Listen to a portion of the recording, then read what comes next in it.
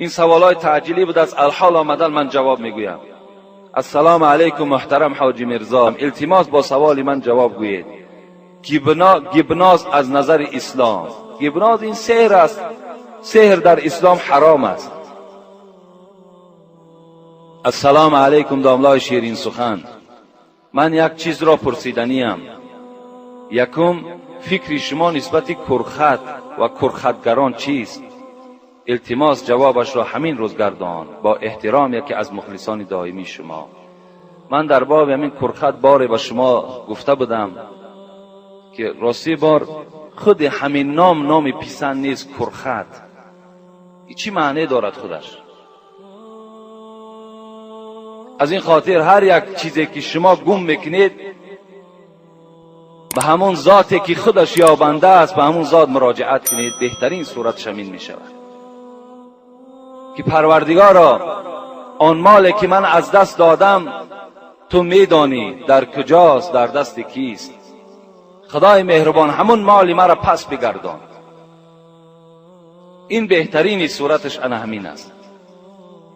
من از حساب این مسئله هایی که برای شما گپ میزنم، باور کنید در چندین جاها ما را سرزنش میکنند که شما آن عرف و آن عادت هایی که پیشینیان داشتن همه او را انکار میکنید، بیکار میکنید.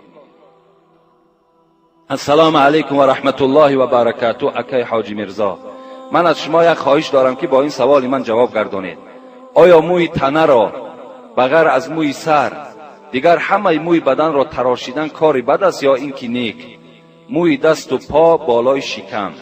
حاجی محترم، از شما خواهش دارم که با سوال من حتما جواب بگردانید که ضرور است، چون که مرا موی تنه بدن نمیفارد.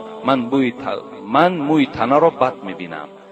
در مسئله ها از آن جمله فتوای محمودی هست، حضرت ها اجازت دادن که حتی اگر همین ابرو میبینید که دراز میشود و بالای چشم شما را فرا میگیرد، در چشم شما خلل میدهد، حتی همون مویهایی که به چشم شما ضرر میرساند همونها را به قیچی گرفتن جایز گفتند.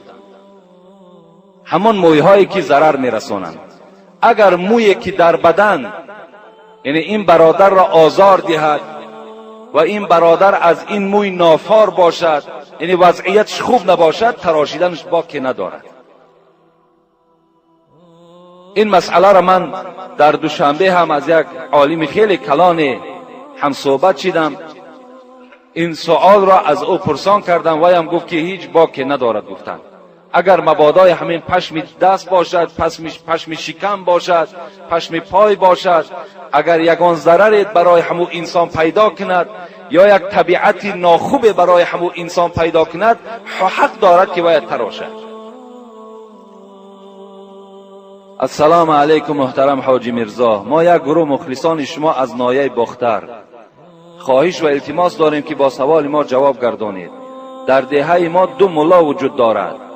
از بدبینی یکدیگر در مسجد از قفای یکدیگر نماز نمیخوانند.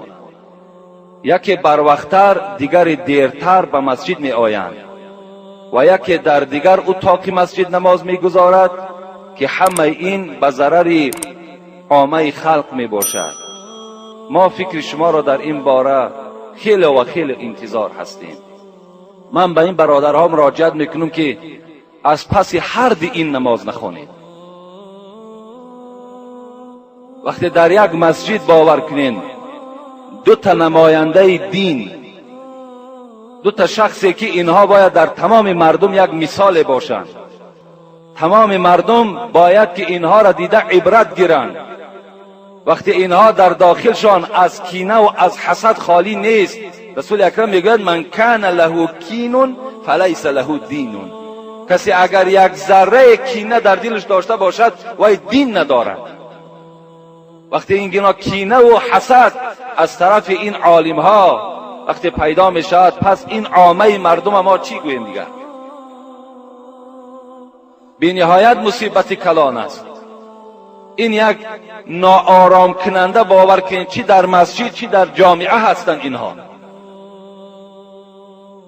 از روی اسلام رسول اکرم گفتند انزلوا الناس منازلهم، هر کس را در منزل خودش نشانید. نگاه کنید کدام همون بهتر است، کدام همون علم خوب دارد، کدام همون با آداب است. بازم علم داشتن آداب با ضرور است. کبر در عالم نمیزیبد. عالم باید خاکسار باشد، باید با بای و با فقیر برابر باشد. نگاه کنید که اگر این خصلت‌های خوبی نیکی پیغمبر خدا اگر در کدام او اگر یافت شود، از پس وی نماز خوانید. و الا اگر هر دوش این گونه حسد و کینه و بدبینی و بدخلقی و غیبت داشته باشند، اونها را ترک کنین، از پس یک آدم دیگر نماز خوانید. این بهتر است. بسیار مصیبت کلان است، باور کنید. ولی در اینجا یک سوال دیگر باز در همین بابم آمده است. در یک مسجد دو قوم، این جایز نیست، درست نیست.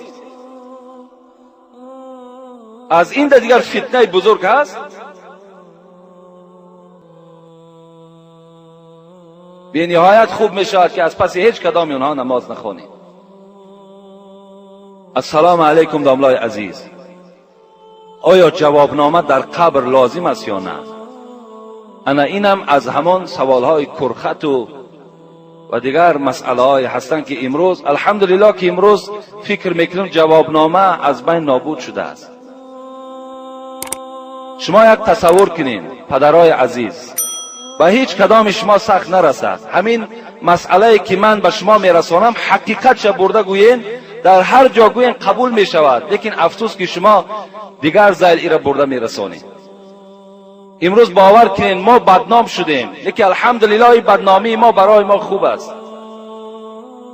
در شهر آوازه است که گویا که ما زیارت مزار من کرده باشیم.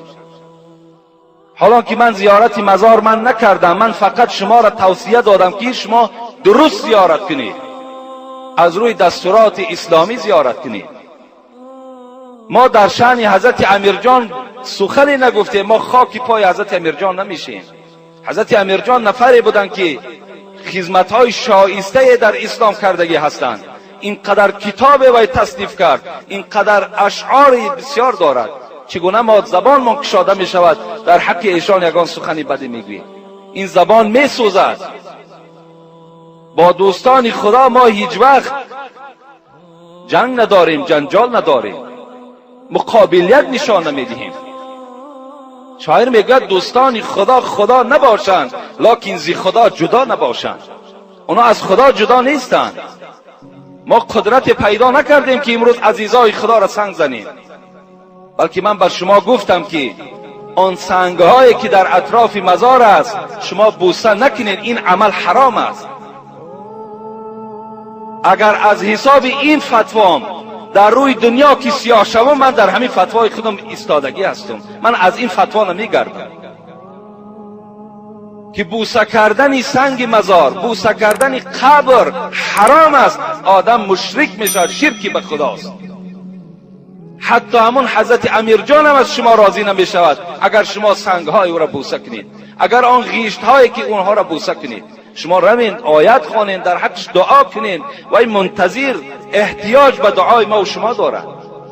لیکن از او درخواست نکنید که ای حضرت امیرجان به من فرزند نصیب کن، ای حضرت امیرجان برای من کشایش کار نصیب کن. اینها حرام هستند در اسلام، اینها را جایز نیست. ما و شما سوره فاتحه میخونیم، ایاک نعبد و ایاک نستعین میگیم. الحمدلله رب العالمین الرحمن الرحیم مالک یوم الدین ایاک نعبد و ایاک نستعین. ای پروردگارا و جز تو من در هیچ کس بنده نیستم. ایاک نعبد، فقط در تو را تعظیم میکنم. و ایاک نستعین، فقط از تو مدد طلب میکنم، از کسی دیگر مدد طلب نمیکنم.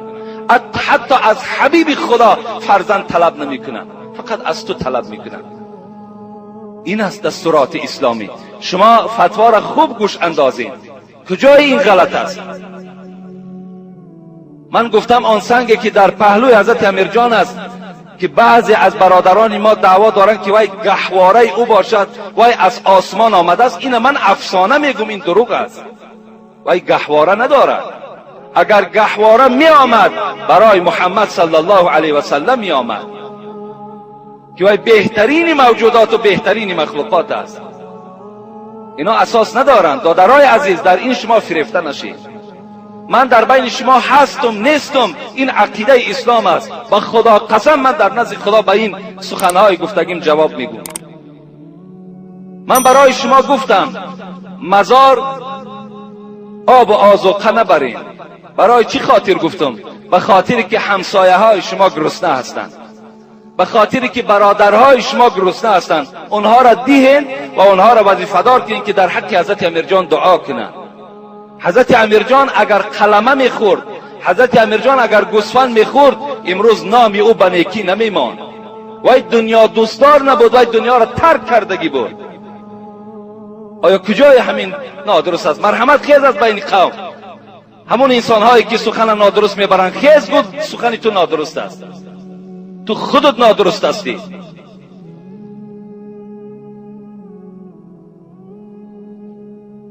جوابنامه در قبر